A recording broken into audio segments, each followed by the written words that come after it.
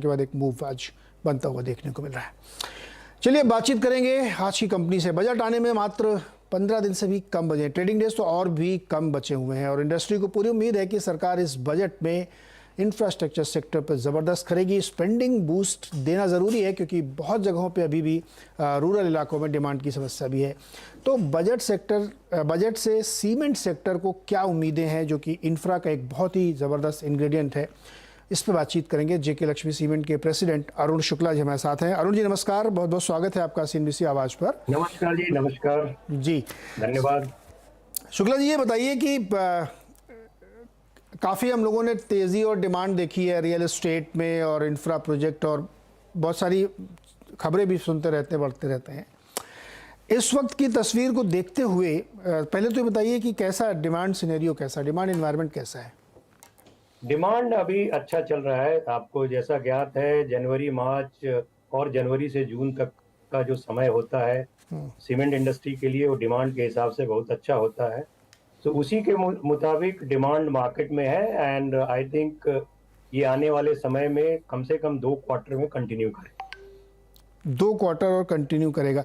But real estate में कुछ थोड़ी सी ठंडक वंडक तो नहीं दिख रही अभी? आई थिंक जैसा मैंने बताया कि अभी आई थिंक हमें ठंडक ऐसी नहीं दिखी है। रियल स्टेट भी अच्छा चल रहा है और उम्मीद है आगे आने वाले समय में भी इसमें अच्छा मोमेंटम रहेगा। तो बजट में आप लोग सर क्या एक्सपेक्टेशन रखते हैं जिससे कि इंफ्रास्ट्रक्चर सेक्टर जिसके आप एक मेजर पार्टिसिपेंट्स हैं उसको बूस्ट मिले? या चूंकि इंडस्ट्री में भी कई सारे डायनामिक्स हैं जो चेंज हो रहे हैं, चाहे वो फ्यूल को लेकर के हो, ड्यूटीज़ को लेकर के हो, या डिवाइन एनवायरनमेंट को बूस्ट करने को लेकर के हो, क्या आपकी उम्मीदें हैं और क्या आप विश रखते हैं? तो अगर डिमांड साइड में देखेंगे तो 4 जो मुख्य लीवर्स हैं डिमांड के सीमेंट सेक्टर में। एक है हाउसिंग का, दूसरा जो लीवर है डिमांड का वो है इंफ्रास्ट्रक्चर, तीसरा जो हम बोलते हैं इंडस्ट्रियल सेक्टर, और चौथा जो है कमर्शियल।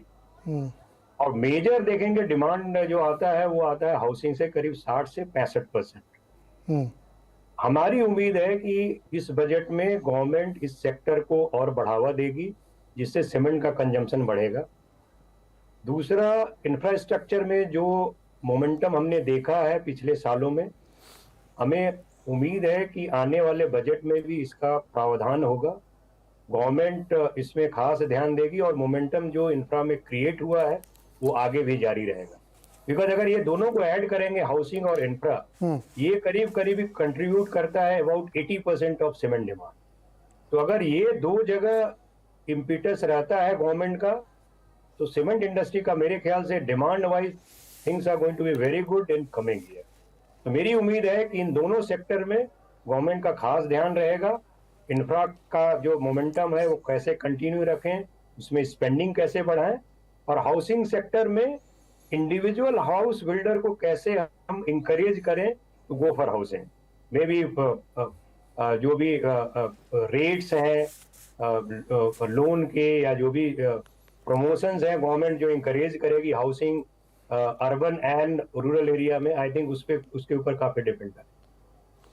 लेकिन अरुण जी ये बताइए कि हाउसिंग में तो वो ऑलरेडी कई सारी छूट देते हैं और वो जो प्रधानमंत्री आवास योजना है वो फुल फ्लेजेड काफ़ी हद तक चल ही रही है।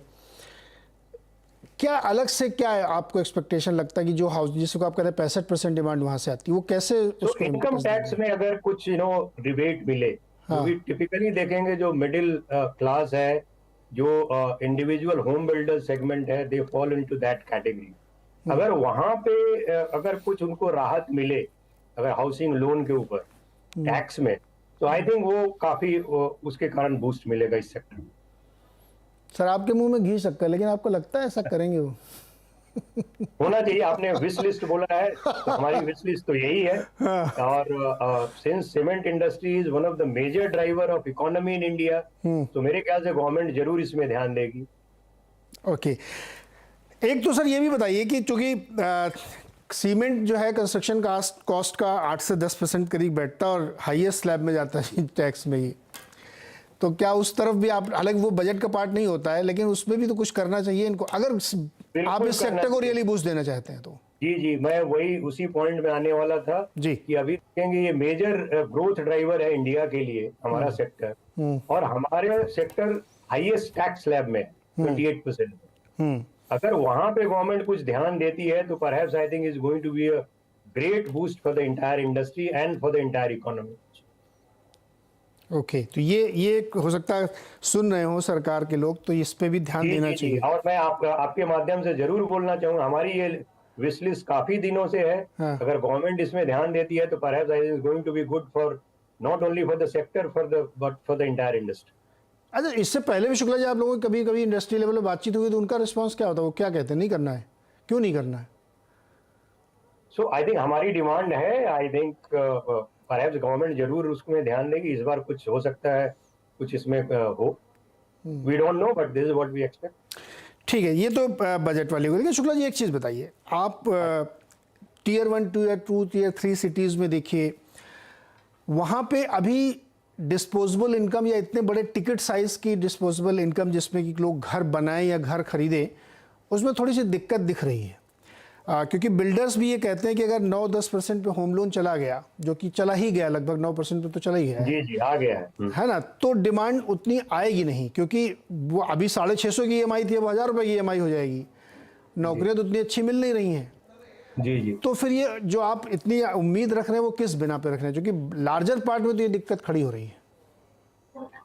देखेंगे, आई थिंक जो अभी हाउसिंग का जो रिक्वायरमेंट है रूरल एरिया और अर्बन एरिया में, वो भी गैप काफी है, काफी अधिक है। आपको परहैप्स ज्ञात होगा कि जो भी इन्वेंट्रीज थी अर्बन एरिया में वो भी काफी कम हुई हैं। रूरल एरिया में ऑलरेडी डेफिसिट है। सो अगर इंटरेस्ट रेट सॉफन नहीं होते हैं तो भी आई थिंक उसमें डिमांड में इम्पीडमेंट मैं नहीं देखता हूँ। आई थिंक यस, जो ग्रोथ हम चाहते हैं इस सेक्टर से मिले, ग्रोथ में थोड़ी सी कमी आ सकती है, but I think is not going to go down to that level, because housing जो है एक बेसिक रिक्वायरमेंट होती है लोगों की। तो वो आई थिंक बहुत ज्यादा, आई थिंक मेरे को नहीं लगता कि वो काफी कम हो। ओके, शुक्ला जी, आपकी इंडस्ट्री जो है ना, वो उसको ग्रीन फाइनेंसिंग की भी ज़रूरत है, क्योंकि एमिशन एक मेजर पार्ट है उसका। तो क्या ऐसी कोई आप लोगों की बातचीत, इच्छा या इंडस्ट्री लेवल को डिस्कस हुआ हो कि सरकार जैसे बहुत सारी कंपनीज या बहुत सारे सेक्टर्स को ये सुविधा मुहैया करा सकती है? आजकल ESG कंप्लायंस कंपनियों की बड़ी मांग हो रही है, ऐसी कुछ भी इच्छा आप लोग रखते हैं क्या?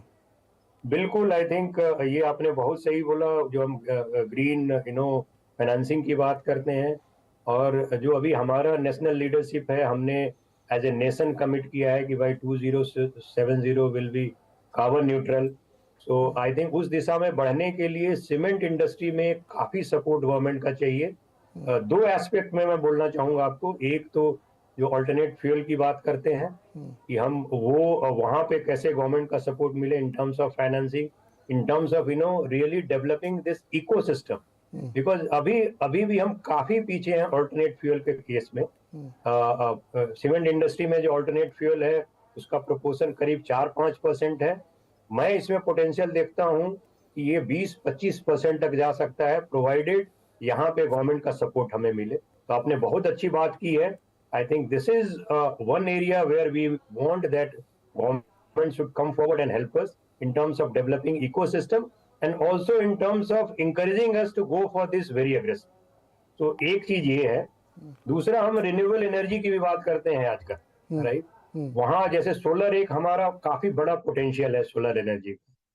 तो मे भी एक ऐसी कोई नेशनल पॉलिसी हो जो इन अ वे यूनिफॉर्म हो, बिकॉज अभी आप डिफरेंट स्टेट में हम ऑपरेट करते हैं, डिफरेंट रूल्स एंड रेगुलेशंस हैं, and at times that is not quite conducive and encouraging to go for very aggressively on solar power, because उसमें क्रॉस सब्सिडी होती है, उसमें ट्रांसमिशन ड्यूटी होती है, उसमें कई सारी चीजें होती हैं।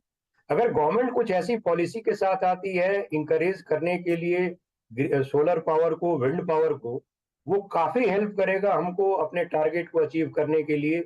जो ESG का टारगेट है, जो हमारा नेशनल टारगेट है to become 2070 carbon neutral. I think ये दो एरिया में गवर्नमेंट काफी बड़ा रोल प्ले करती है, और ये हमारी इच्छा होगी कि गवर्नमेंट इस तरफ ध्यान दे और कुछ ऐसा करे जिसमें हम इन दोनों ऑल्टरनेट फ्यूल में और सोलर पावर, विंड पावर में हम आगे बढ़ सकते हैं। Perfect. Shukla ji, last question, यहाँ से लेके अगले 3-4 महीने तक, बिफोर रेन, मई जून तक प्राइस राइज होगा क्या सीमेंट सेक्टर में? आप कह रहे हैं डिमांड बहुत अच्छी है। देखिए, प्राइस जो है it goes along with the demand. अगर डिमांड अच्छी है तो प्राइस, हमें उम्मीद है कि प्राइस बढ़ना चाहिए। कम से कम 2 क्वार्टर में प्राइस इंक्रीज की हमें उम्मीद है, बिकॉज मार्केट में डिमांड अच्छा है। कितना, 10-15 रुपए, 20 रुपए? जी, 10-15-20 रुपए पर बैग? और मैं बोलना, आई थिंक 10-15 रुपए तो हमें लगता है कि प्राइस बढ़ना चाहिए ओके। अगले मे बी क्वार्टर और 2। क्वार्टर 2 में 15 से 20 रुपए पर बैग बढ़ सकता है, क्योंकि अभी डिमांड बढ़िया है। शुक्ला जी, बहुत बहुत शुक्रिया हमारे साथ जुड़ने के लिए और अपनी डिमांड रखने के लिए।